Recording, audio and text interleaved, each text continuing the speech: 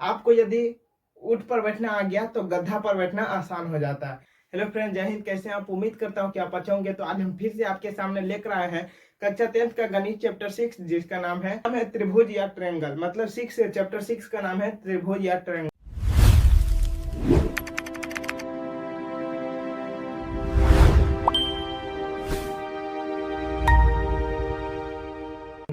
इसमें हम एक नए और अच्छे अंदाज में हम एक्सरसाइज 6.3 पर जो है 12वां क्वेश्चन तक हम सोल्व कर लिए थे।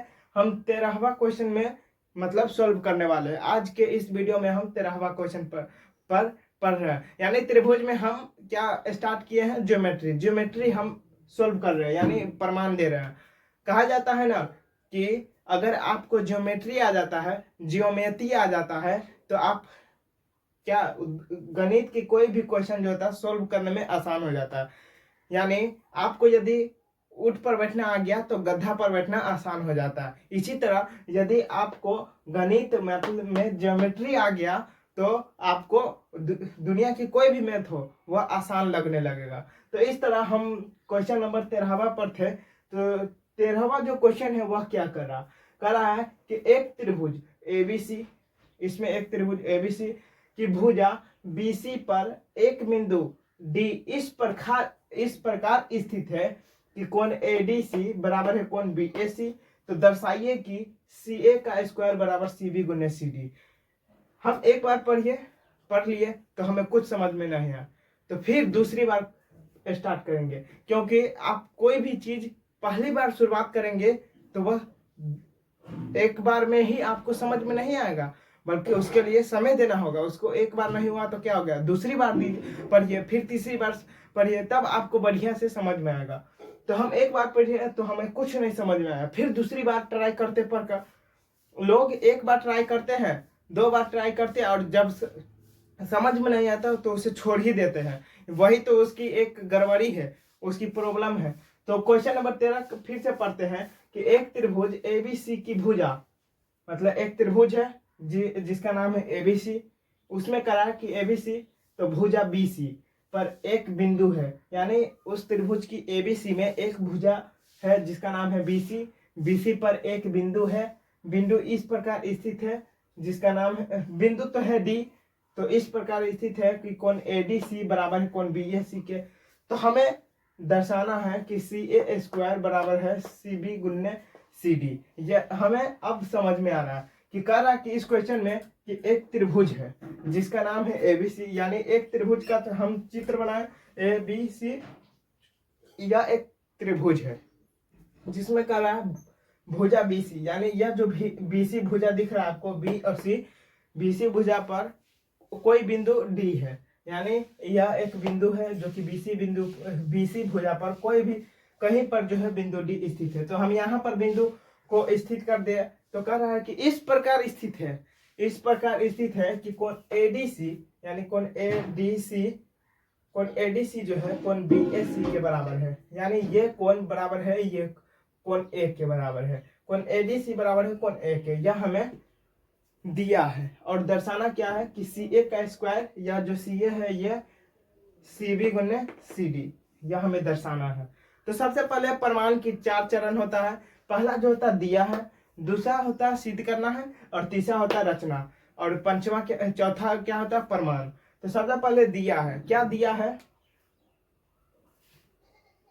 त्रिभुज एबीसी में क्या दिया है हमें? कोण एडीसी बराबर है कोण बीएसी के। कोण एडीसी बराबर है कोण बीएसी है। या तो हमें दिया है, यह हमें इतना कुछ तो दिया है, हम इतना कुछ तो दे दिया, अब हमें दर्शाना है। तो दूसरा चरण क्या है? सिद्ध करना है।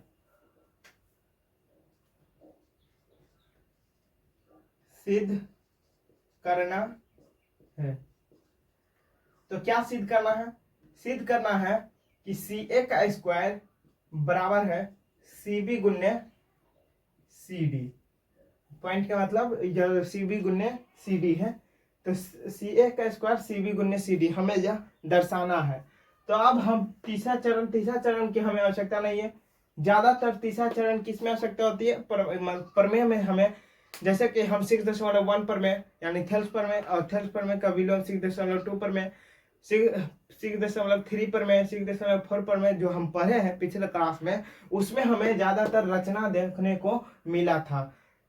और इस जितने भी क्वेश्चन हम सोल्व किए हैं उसमें हमें रचना हमें 1-2 क्वेश्चन में मिला है, बाकी में नहीं मिला। ज्यादातर जो होता है रचना प्रमेय में ही दिखता है, प्रमेय में ही देना पड़ता है। क्यों? क्योंकि उसमें जो हमें चाहिए वो चीज मौजूद नहीं रहता, इसीलिए हमें रचना करनी होती है। और इसमें हमें जो चीज चाहिए वो चीज मौजूद है, इसीलिए हमें रचना करने की आवश्यकता है ही नहीं। तो सिद्ध करना हो गया। आप चौथा चरण प्रमाण पर चलते हैं। प्रमाण, अब प्रमाण में देखिए हमें क्या क्या दिया है कि त्रिभुज क्या सी ए का स्क्वायर बराबर सी बी गुने सी डी, सी बी गुने सी डी, मतलब बड़ा वाला त्रिभुज, और इस त्रिभुज में हमें सी डी भी दिख रहा है और सी ए भी दिख रहा, और बड़ा वाला त्रिभुज में हमें सी डी दिख रहा, सी बी दिख रहा। तो हम बड़ा वाला त्रिभुज को उठाते हैं, बड़ा वाला त्रिभुज और ये त्रिभुज को उठाते हैं। तो प्रमाण, तो एक बड़ा वाला त्रिभुज हमें इसमें बीसी दिख रहा, तो इस त्रिभुज को उठाते हैं, बीसी दिख रहा, और फिर हमें इस त्रिभुज में ए डी सी, इसमें तो कोण डी ए डी सी बराबर है कोण बी ए सी में, बी ए सी हमें इस त्रिभुज में सी डी दिख रहा और सी ए भी दिख रहा, इसीलिए हम इस दोनों त्रिभुज को उठाए। और हमें उभयनिष्ठ क्या दिख रहा है कि इस ये वाला त्रिभुज, बड़ा वाला त्रिभुज लेते हैं तब पर भी सी आ रहा, और छोटा वाला ले रहे हैं तब पर भी हमें सी आ रहा, यानी कोण सी बराबर है कोण सी के, उभयनिष्ठ हमें दिख रहा है। जब क्या उभयनिष्ठ, तो हो तो गया प्रमाण, प्रमाण तो हो ही गया। क्यों? क्योंकि ये दोनों त्रिभुज समरूप हो गया। तो अब हमें क्या करना कि सी ए का स्क्वायर बराबर सी बी गुने सी डी, यह हमें प्रमाण देना। तो सबसे पहले हम इस दोनों त्रिभुज को यहाँ पर लिखते हैं कि त्रिभुज ए बी सी तथा त्रिभुज ए डी सी में,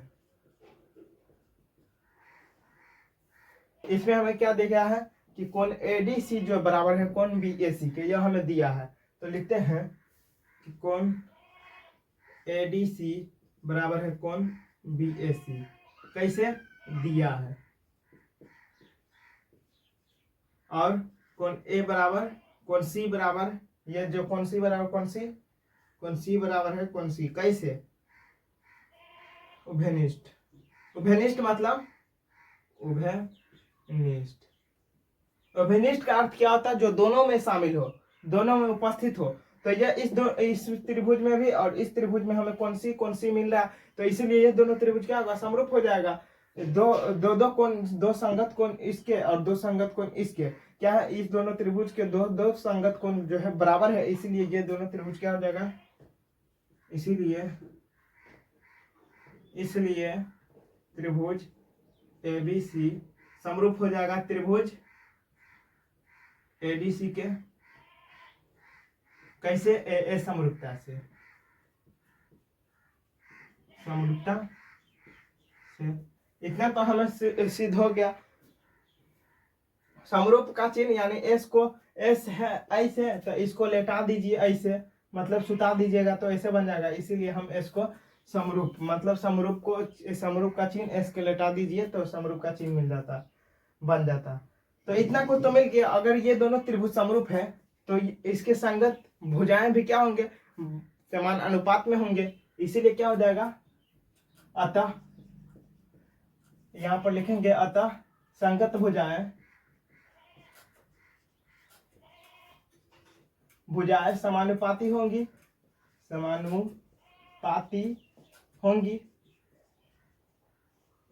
क्यों? क्योंकि ये दोनों त्रिभुज समरूप है, इसलिए जब कोई भी दो त्रिभुज समरूप होते हैं उसके संगत भुजाएं समानुपाती होंगे। तो इसके संगत भुजा क्या दिख रहा? मतलब एक कोण, या जो कोण एक के सामने वाला भुजा ये दिख रहा है, मतलब कोण ए, जो कोण ए है सिंगल टिक वाले के साथ ये दिख रहा, और फिर इसका यानी ये जो कोण एक कोण वन है या इसके सामने वाला जो है कोण डी के सामने वाला जो है यह दिख रहा है, यानी सिंगल टिक के सामने वाला ये दिख रहा है और सिंगल टिक के सामने वाला एसी दिख रहा है, सिंगल टिक के सामने वाला बीसी और सिंगल टिक के सामने वाला एसी दिख रहा है। तो ये बीसी का अनुपात बीसी और डबल टिक के सामने वाला ये हमें दिख रहा है और डबल टिक के सामने वाला हमें ये दिख रहा है ए बी। इसके सामने वाला सी के सामने वाला ए डी और सी के सामने वाला ए बी। तो ये के समानुपाती होंगे और खाली कोण वाला के साथ खाली कोण मतलब खाली कोण के सामने वाला जो है हमें ये दिख रहा है और इसके खाली कोण वाला के सामने वाला सी डी दिख रहा है। तो ये सिंगल टिक वाले सिंगल टिक के साथ समानुपाती का अनुपात डबल टिक वाले डबल टिक के साथ, ट्रिपल टिक वाले ट्रिपल टिक के साथ क्या होंगे, समान अनुपात में बराबर होंगे। तो इसीलिए जो है क्या हो जाएगा, सिंगल टिक वाला क्या है, सिंगल टिक कैसे हुआ ये बराबर, क्योंकि सिंगल कोण ये है, मतलब कोण में हम सिंगल टिक जो लगाए हैं कोण का, यह कोण ए पर दिख रहा और इस त्रिभुज में हमें किस पर, कोण डी पर दिख रहा। तो सिंगल वाला पहले देखेंगे कि इसके सामने वाला भुजा कौन है, तो बीसी और फिर इसके वाला सामने वाला भुजा एसी। इसी प्रकार डबल कोण वाले मतलब डबल कोण, इस पर हम कोण का चिन्ह लगाए हैं, तो डबल कोण वाले सामने वाला ए बी और इसमें जो डबल कोण वाले जो है ए डी दिख रहा, सामने वाला ए डी भुजा दिख रहा। इसी प्रकार ट्रिपल वाला खाली कोण के सामने वाला, इस त्रिभुज में भी खाली कोण के सामने वाला भुजा लिए। तो इसीलिए जो सिंगल टिक बड़े वाला त्रिभुज में बीसी है और इसमें जो है सिंगल टिक एसी है, एसी बराबर हो जाएगा किसके, डबल टिक वाले ए बी है और इसमें जो डबल टिक वाले ए डी है। फिर इसमें जो है ट्रिपल टिक वाले ए सी है और इसमें जो है ट्रिपल टिक वाले सी डी है, सी डी। ये तो तीनों में आपस में तो बराबर है, ये तीनों तो आपस में बराबर है, ये तीनों, तो ये दोनों भी आपस में बराबर होंगे। तो इसलिए क्या हो जाएगा, यदि तीनों एक साथ में बराबर है तो ये दोनों भी आपस में बराबर होंगे, यानी ये इसके बराबर और ये इसके बराबर, ये इसके बराबर और ये इसके बराबर। तो ये इसके बराबर है, तो ये जो है इसके बराबर है और ये इसके बराबर है, तो और ये फिर इसके बराबर है। तो ये तीनों आपस में बराबर होंगे, तो तीनों आपस में बराबर होंगे, तो ये दोनों भी आपस में बराबर होंगे और ये दोनों भी आपस में बराबर होंगे, फिर ये दोनों भी आपस में बराबर होंगे। तो इसीलिए हम BC बटा AC बराबर AC बटा CD तो लिख सकते हैं, AC बराबर हो जाएगा AC बटा CD। तो इधर लाएंगे तो AC का स्क्वायर क्रॉस मल्टीप्लाई कीजिए और इधर BC गुने CD। हमें किस फॉर्म में लिखा है, यानी CA बराबर CB गुने CD। तो आ तो गया, तो इसे हम बढ़िया से लिखें तो क्या लिख सकते हैं, CA का स्क्वायर बराबर हो जाएगा CB गुने CD। देखिए तो क्या हमें प्रूफ करना था, प्रूफ तो हो गया, तो यही तो हमें प्रूफ करना था। तो आज के क्लास में हम क्या सीखे, तो सबसे पहले जो दिया रहता है तो उस क्वेश्चन में से सबसे पहले लिखते हैं जो दिया रहता है। तो हमें दिया है कि कोण ADC बराबर है कोण BAC, तो लिख दिए, दिया हमें जो हमें दिया रहेगा सिर्फ उसी को लिखेंगे अपनी भाषा में। और फिर दूसरा चरण होता सिद्ध करना, तो सिद्ध क्या करना है कि CA का स्क्वायर बराबर CB गुने CD, तो हम दूसरा चरण भी लिख दिए। अब हमें तीसरा चरण की आवश्यकता नहीं है, रचना, क्योंकि जो चीज हमें दिया है वो चीज हमें मौजूद है, इसीलिए हमें रचना करने की आवश्यकता नहीं है। फिर चौथा चरण पर चलते हैं, तीसरा चरण नहीं करना तो चौथा चरण पर चलते हैं, प्रमाण। तो प्रमाण में क्या हमें सिद्ध करना था कि CA का स्क्वायर बराबर है CB गुने CD। तो हमें जो है CA का स्क्वायर, यानी हमें तीन भुजा दिख रहा है, CA बराबर CB गुने CD। तो हमें ये देखना है इस त्रिभुज में, सबसे पहले तो दिया था कि ABC एक त्रिभुज है जिसमें जो है भुजा पर कोई बिंदु D है, इस प्रकार है कि कोण ADC बराबर है कोण BAC। इतना कुछ तो हमें दिया था। तो हमें सिद्ध क्या करना है, CA स्क्वायर बराबर CB गुने CD। तो इस त्रिभुज में हमें CA इसमें दिख रहा, यानी त्रिभुज ADC में हमें CA दिख रहा और CB जो है त्रिभुज ABC में बड़े वाले त्रिभुज में दिख रहा, यानी इस त्रिभुज में हमें ये यहाँ पर है, ये इस त्रिभुज में बड़ा वाला त्रिभुज उठाए हैं यहाँ से, तो त्रिभुज ABC में हमें BC दिख रहा, यानी CB दिख रहा, और यह त्रिभुज में ADC में हमें ये AC दिख रहा है और CD दिख रहा है। यहाँ पर क्या CB गुने CD, यानी ये CA हमें इस त्रिभुज में दिख रहा है, इसीलिए हम ये दोनों त्रिभुज को, एक ये त्रिभुज और ये बड़ा वाला त्रिभुज को उठाए और उसी से हम इस दोनों को प्रूव किए, इस दोनों त्रिभुज को प्रूव किए। तो हम प्रूव किए तो संगत भुजा हमें मिल गया। तो संगत भुजा बराबर हो गया तो हम इसे क्रॉस मल्टीप्लाई करके CA स्क्वायर बराबर CB गुने CD ला दिए। ये प्रूव हो गया। तो हमें प्रूव यही करना था कि CA स्क्वायर बराबर है CB गुने CD, यही तो हमें प्रूव करना था। तो हो गया प्रूव। तो आज के इस वीडियो में आपको यदि ये क्वेश्चन नंबर 13 जो है आपको यदि समझ में आया हो तो इस वीडियो को आप प्यारा सा एक लाइक